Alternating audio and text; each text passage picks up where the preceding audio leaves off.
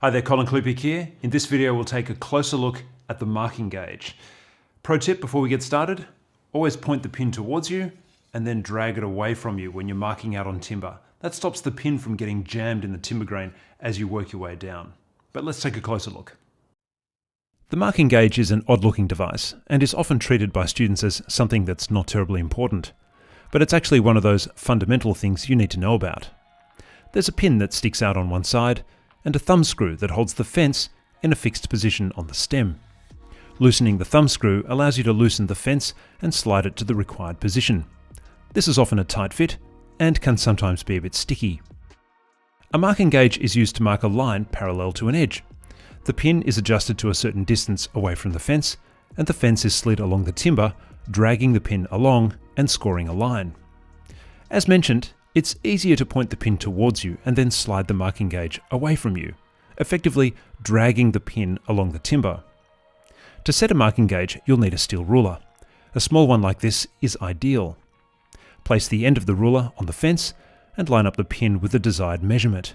In this case, the gauge is set to 10 mm. To change the measurement, loosen the thumb screw and then slide the fence to the new measurement. It's helpful to make the distance larger and then slowly slide the fence to the desired point. In this case, we'll set the marking gauge to 15 mm. First, we'll go past the mark to say 17 or 18 mm, and then slowly fine adjust it back to 15 mm. Then tighten the thumb screw. In this example, I've been marking on the face of the timber, but you can of course mark on the edge and even the end. You can also run a pencil line down the groove made by the marking gauge to help you see where the line is. Now, you can also mark on the edge, as I just said, which makes sense. In this example, I'll mark out a line down the center of the edge. The timber is 19 mm thick, so I'll set the gauge to 9.5 mm. I'd use this method for making something like a halving joint.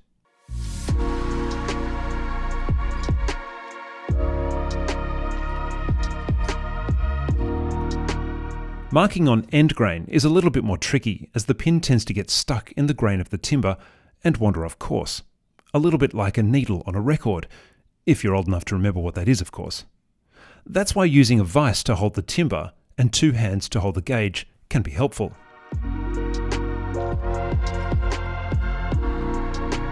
And if the timber is in the vise, you may as well leave it there to mark the edges too.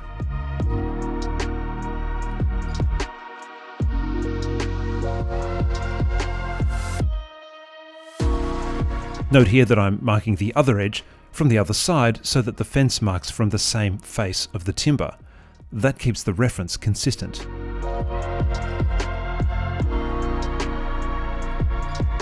In this close-up, you can see how the marking gauge line forms a helpful guide for the chisel to cut this halving joint. If you look closely, the V-shaped groove left by the pin actually gives you two lines when the pencil runs through it. The center of the groove is exactly where the chisel needs to be, helping to locate the chisel blade, making cutting much easier. In this image, you can clearly see the lines parallel to an edge which form the joint. Now, you can of course measure and mark these without a marking gauge, and students will often try to take a shortcut here, rather than use the marking gauge. But it's important to remind them how much more accurate it is to use a marking gauge. So there you have it, the marking gauge. It's not overly technological, but it's extremely useful, and you'll see me using this as I demonstrate other wood joinery. I'll see you in the next video.